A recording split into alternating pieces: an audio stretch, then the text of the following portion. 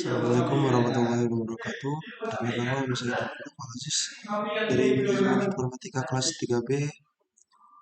Di sini saya akan mempresentasikan paket tracer 11.9.3 tentang design and implementation practice. Nah, di dalam ini ada topologi. You will receive three possible topologies. Memposisikan 3 topologis yang ada di dalam sini. Pertama, addressing table.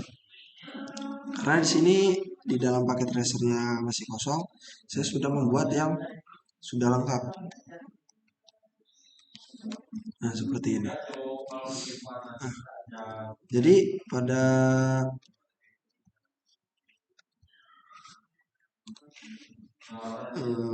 sabar, saya kecilin dulu biar ini kelihatan.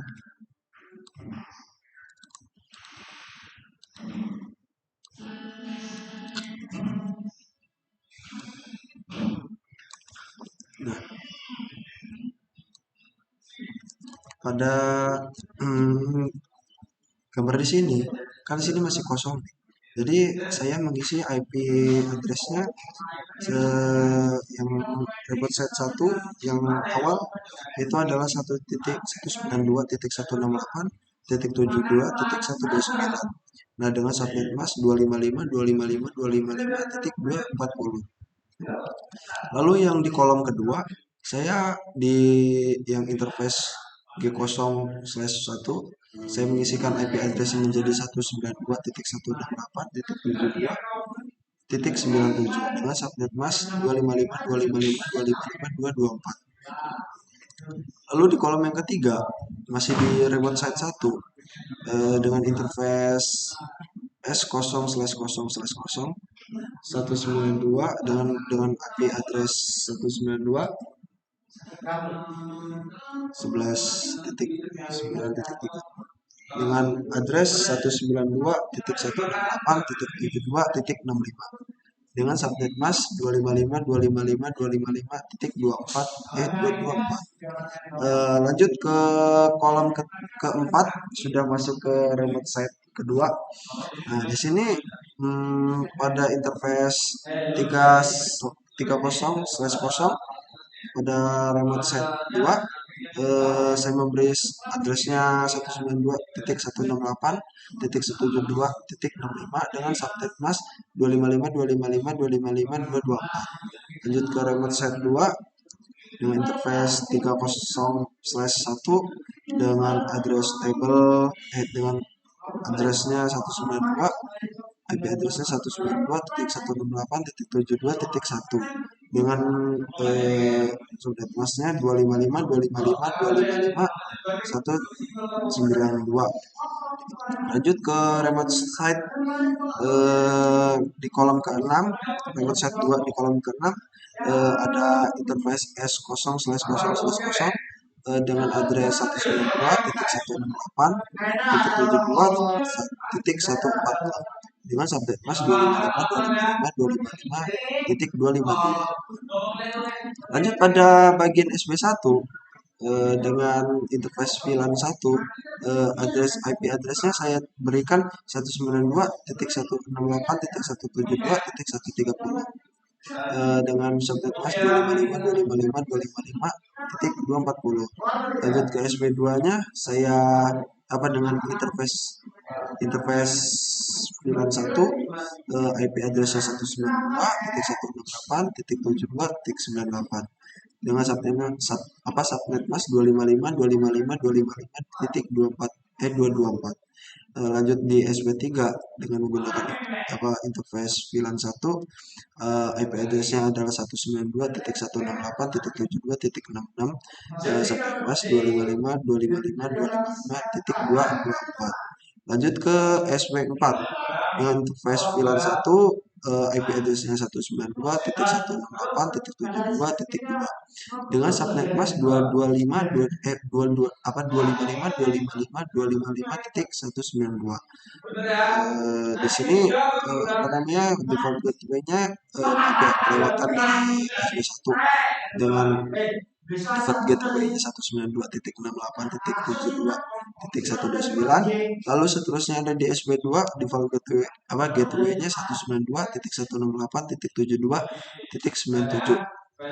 Pada SP ketiga default gateway-nya 192.168.72.65. Di SP3 di default gateway-nya 192.168.72.1. Lanjut ke user 1 dengan interface NIC, IP address-nya adalah 192 192.168.72.142 dengan subnet mask 255.255.255.240. Dengan default gateway-nya 192.168.72.191. Lanjut ke user 2 dengan interface NICK, IP address-nya 192.168.72.126. Subnet mask-nya 255.255.255.224. Dengan default gateway-nya 192.168.72.97. Di sini ada user ketiga dengan interface NIC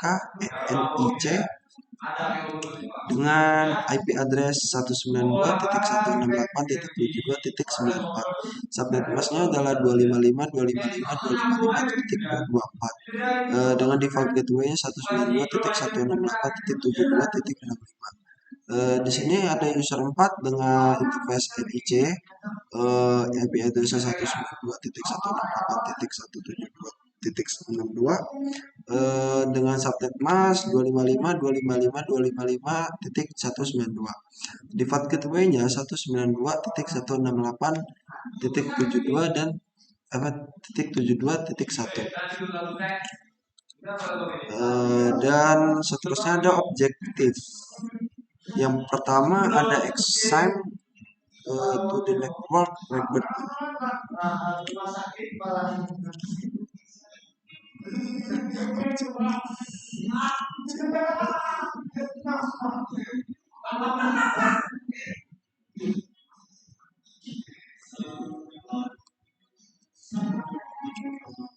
Lalu yang kedua ada design the VLSM addressing schema.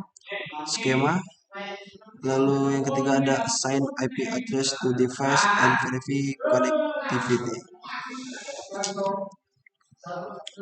Lalu selanjutnya di instruction di part 1 assign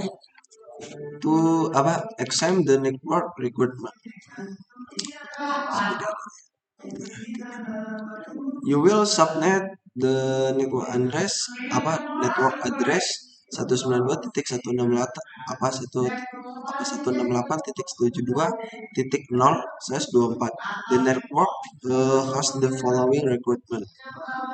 Di sini sudah deskripsi SP1, SP2, SP3, SP4-nya, lalu ditanya berapa banyak subnet yang dibutuhkan untuk topologi network tersebut.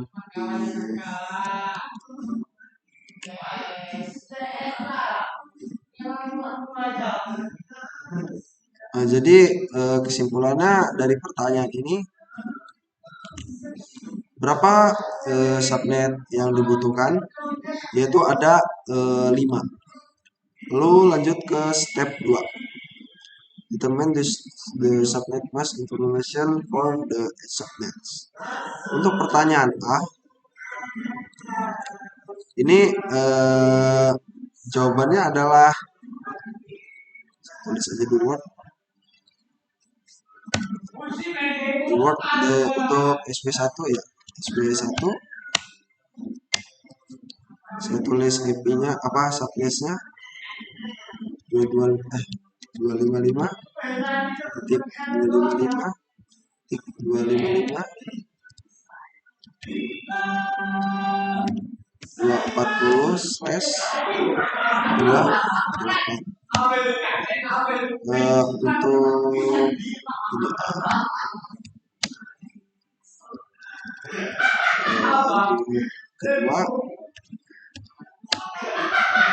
SB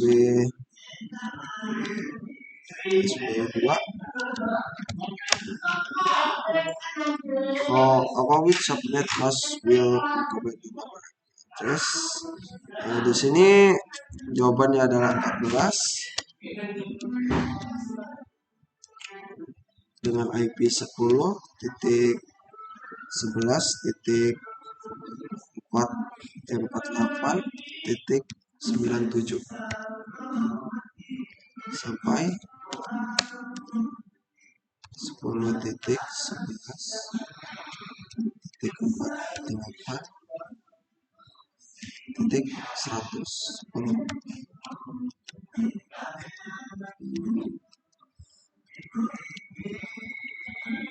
Jadi jawaban untuk yang B. Lanjut yang C, SW3. SW3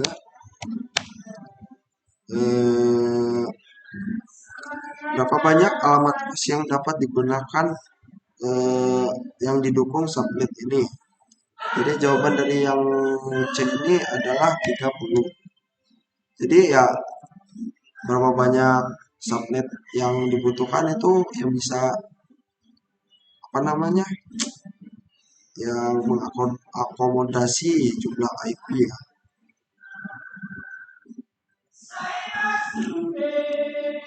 Lanjut yang D.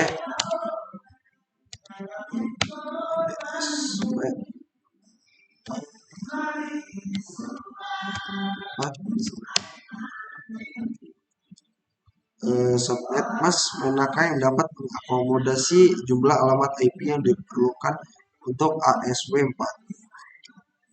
Jadi subnet mask yang dibutuhin adalah 255.255.198/2.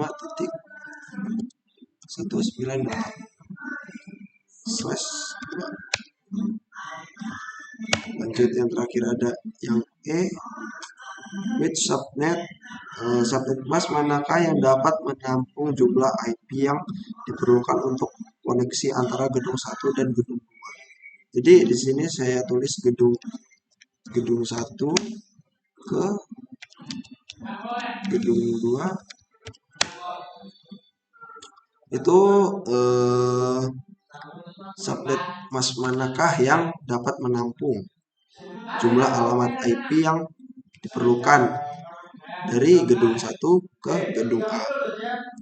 Jadi di sini saya tuliskan subnet masknya 255.255.252/30. Jadi subnet ini yang bisa menampung jumlah IP dari gedung 1 ke gedung 2. Lalu kita lanjut ke part 2, design the VLSM addressing scale. Step 1, bagilah jaringan 192.168.72.0/24 network based on the number of hosts per subnet.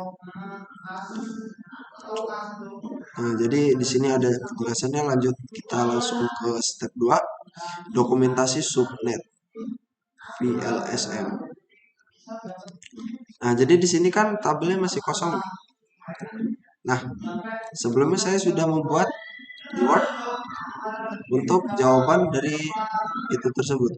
Nah, jadi sini sudah ada nih ya, subnet description, number of hosts needed, network addressing, terus first usable host, lalu terakhir ada broadcast. Jadi kurang lebih ini isi dari tabel tersebut. Lanjut ke step 3,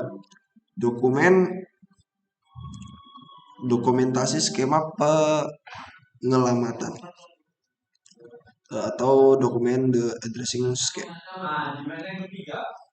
Jadi di sini tetapkan alamat IP pertama yang dapat digunakan ke remote site 1, lalu yang B juga itu tetapkan alamat IP ke remote site 2. Lalu yang C tetapkan alamat IP ke dua tempat ya dan saklar, eh, kedua tempat yang dapat digunakan saklar maksudnya. Lalu yang ke D tetapkan alamat IP terakhir yang dapat digunakan VMS. Lalu bagian 3 assignment IP address to device and verify connectivity. Untuk konfigurasi IP addressing table dari remote site 1 router LAN interface,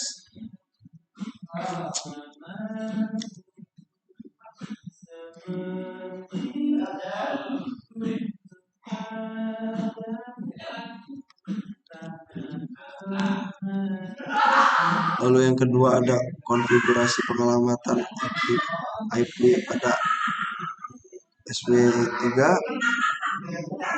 alihkan termasuk gateway default. Lalu yang ketiga konfigurasi pengelamatan IP pada host D pada username maksudnya